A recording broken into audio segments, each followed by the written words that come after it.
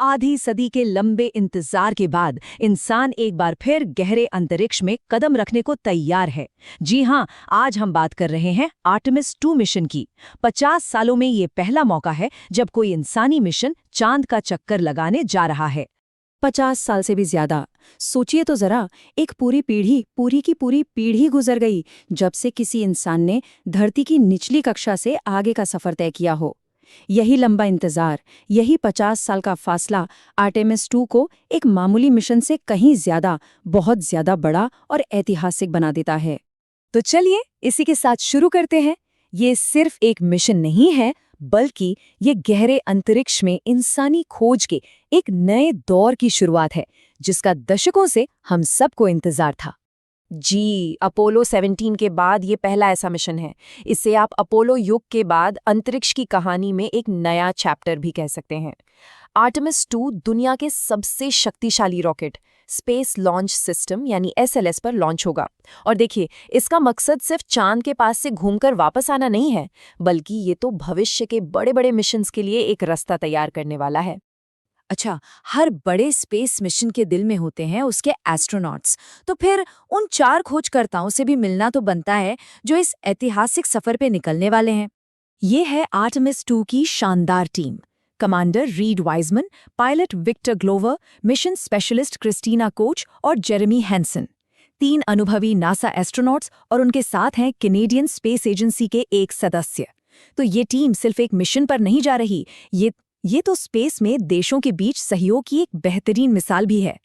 और ये क्रू अपने आप में इतिहास बना रहा है। पहली बार कोई महिला, पहली बार कोई अश्वेत व्यक्ति और पहली बार कोई गैर अमेरिकी नागरिक चांद के सफर पर जाएगा।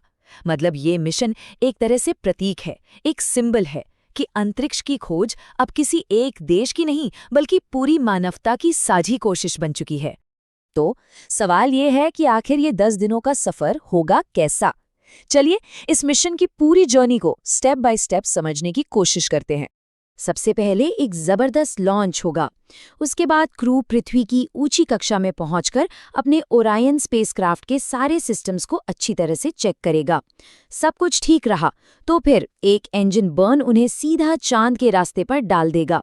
वहां वो चांद का चक्कर लगाकर धरती पर लौटेंगे और फिर समुंदर में होगी उनकी सेफ लैंडिंग, जिसे स्प्लैश डाउन कहते हैं। इस मिशन के रास्ते की इंजीनियरिंग तो भाई कमाल है। ये फ्री रिटर्न ट्रैजेक्टरी का इस्तेमाल करेगा। इसका मतलब क्या है? मतलब ये कि अगर मान लीजिए कोई इमरजेंसी हो जाती है तो चांद की ग्रेविटी ही स्पेसक्राफ्ट को एक कॉस्मिक गुलेल की तरह खींचकर सुरक्षित धरती की ओर वापस भेज देगी। है ना कमाल की बात? और इस यात्रा में ये क्रू एक नया रिकॉर्ड भी बनाएगा। ये इंसानी इतिहास में पृथ्वी से सबसे ज्यादा दूर जाएंगे। जी, ये अपोलो 13 के 2,48,655 मील के रिकॉर्ड को भी तोड़ देंगे। पर रुकिए, ये सिर्फ चांद की सैर नहीं है। असल में ये एक बहुत बहुत जरूरी टेस्ट फ्लाइट है, एक हाई स्टेक टेस्ट जिसके नतीजों पर ही भविष्य के मिशंस की नींव टिकी है। आर्टेमिस 2 का सबसे बड़ा और सबसे जरूरी मकसद ये पक्का करना है कि ओरायन स्पेसक्राफ्ट गहरे अंतरिक्ष में इंसानों के लिए पूरी तरह से सेफ है या नहीं। इसके लाइफ सपोर्ट सिस्टम्स को असली हालात में इंसानों के साथ परखना बेहद बेहद जरूरी है, इससे पहले कि कोई चांद पर उतरने की कोशिश करे। ये मिशन दरअसल अपने पिछले मिशन यानी आर्टेमिस 1 से मिली सीख पर बना है। आर्टेमिस 1 एक कामयाब उड़ान थी जिसमें कोई इंसान नहीं था, लेकिन उसी उड़ान के बाद एक बहुत बड़ी और अनपेक्षित तकनीकी चुनौती सामने आ गई। हुआ ये कि जब आर्टेमिस 1 वापस लौटा तो नासा के इंजीनियर्स ने कुछ ऐसा देखा जिसकी उन्हें उम्मीद नहीं थी। ओरायन की हीट शील्ड, जो स्पेसक्राफ्ट को धरती के वायुमंडल में दोबारा घुसते समय जलने से बचाती है, वो जरूरत से ज्यादा खराब हो गई थी। ये एक गंभीर समस्या थी जिसे सुलझाना बहुत जरूरी था। और भला ये हीट शील्ड इतनी जरूरी क्यों है? वो इसलिए क्योंकि ओरायन लगभग 25,000 मील प्रति घंटे की रफ्तार से, सोचिए 25,000 मील प्रति घंटे की अविश्वसनीय रफ्तार से पृथ्वी के वायुमंडल में वापस आएगा। ये किसी भी इंसानी यान की अब तक की सबसे तेज वापसी होगी।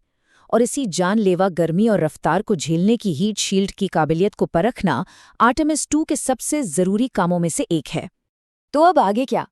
इस एक मिशन से भविष्य के लिए कौन-कौन से दरवाजे खुलने वाले हैं? देखिए, आर्टेमिस 2 की सफलता सीधे सीधे आर्टेमिस 3 से जुड़ी है। आर्टेमिस 3 ये वो मिशन होगा जो आधी सदी के बाद इंसानों को दोबारा चांद की सतह पर उतारेगा। तो ये टेस्ट फ्लाइट उस बड़े सपने की चाबी है। आर्टेमिस प्रोग्राम का विजन बहुत बड़ा है। इसका लक्ष्य सिर्फ चांद पर झंडा गाड़ना नहीं है, बल्कि वहां एक परमानेंट बेस बनाना है और फिर चांद को मंगल ग्रह पर पहले इंसानी मिशन के लिए एक लॉन्च पैड की तरह इस्तेमाल करना है। स्टेप बाय स्टेप, पहले चांद फिर मंगल। तो कुल मिलाकर आर्टेमिस 2 सिर्फ एक मिशन नहीं है, ये एक वादा है। एक ऐसे भविष्य का वादा जहां इंसान एक से ज्यादा ग्रहों पर रहने वाली प्रजाति बन सकते हैं। और ये हमें एक बड़े सवाल के साथ छोड़ जाता है, क्या ये हमारी ही पीढ़ी होगी जो मंगल ग्रह पर पहला कदम रखेगी?